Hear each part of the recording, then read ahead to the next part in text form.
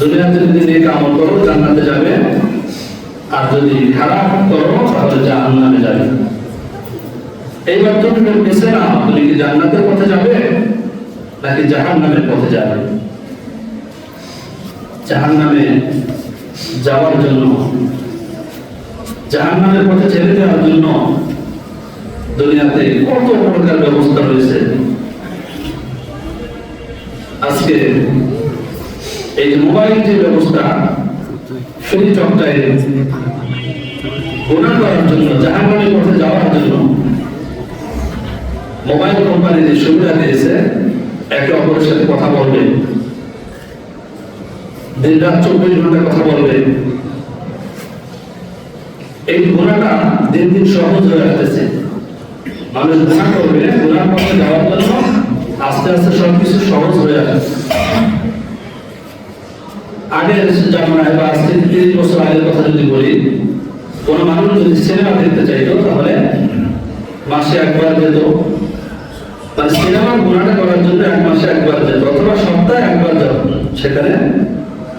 সেখানে গিয়ে সিনেমা দেখতো। তখন যে কোনো জায়গায় দেখা যাইতো না, হয়তো খুলনা শহরে অথবা যে শহরে বাস করে, যে গ্রামে বাস করে, এই শহরে গিয়ে সিনেমা দেখার সুযোগ পাইনি। এরপরে যখন বিটিভি ব্যবস্থা হলো, বিটিভি দিয়ে মানুষ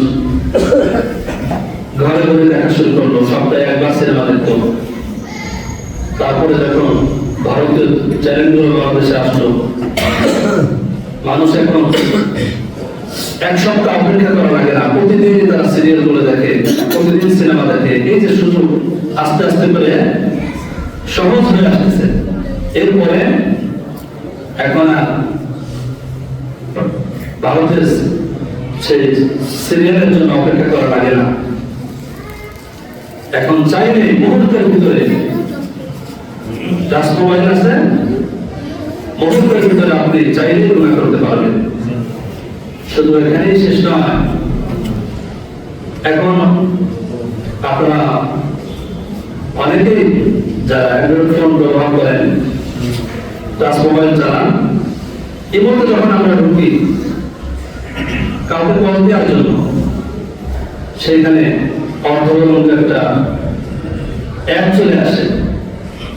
এরপরে অনেক সময় আমরা ভালো করে মুফাসসিরে ওয়াজ শোনার জন্য যখন ইউটিউবে যাই, ইউটিউবে যাওয়ার পরে সার্চ করলাম ওয়াজ, অমুক মাওলানার ওয়াজ শুনতে চাই, মাওলানার নাম লিখে যখন সার্চ করবো, ওয়াজের পাশাপাশি এমন কিছু ছবি চলে আসবে যেগুলো আপনি দেখার জন্য প্রস্তুত না।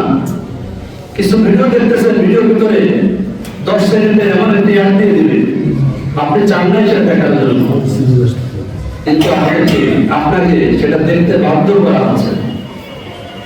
আপনার টাকা, আপনার এমবি, আপনার মোবাইল, চাইলে আপনি সেটাকে কেটে দিতে পারবেন না। 10 সেকেন্ড আপনাকে দেখাই লাগবে। এই যে গুনাহ, এই গুনাহ আমাদেরকে বাধ্য করা হচ্ছে, আস্তে আস্তে করে সংকীর্ণ হয়ে আসতেছে। জান্নাতের পথের থেকে, জান্নাতের পথ থেকে আমাদেরকে সরিয়ে দেওয়া হচ্ছে এবং আমরা সেটাকে সহজে গ্রহণ করছি। আল্লাহ বলেন কোনো সমস্যা নেই, দুনিয়াতে আমি পাঠিয়েছি, তোমার যা ইচ্ছে তুমি তাই করো। চাইলে তুমি জান্নাতের পথে যাও, আবার চাইলে তুমি জাহান্নামের পথেও যেতে পারো। দুনিয়াতে আমি কিছুই বলবো না। তুমি যদি অন্ধকার রাতে, যেখানে কেউ দেখবে না, এই জায়গায় গিয়ে যদি তুমি গুনাহ করো, সে জায়গায় আল্লাহ রাব্বুল আলামিন বলেন তোমাকে দেখার মতো ক্ষমতা আমার আছে। সমুদ্রের নিচে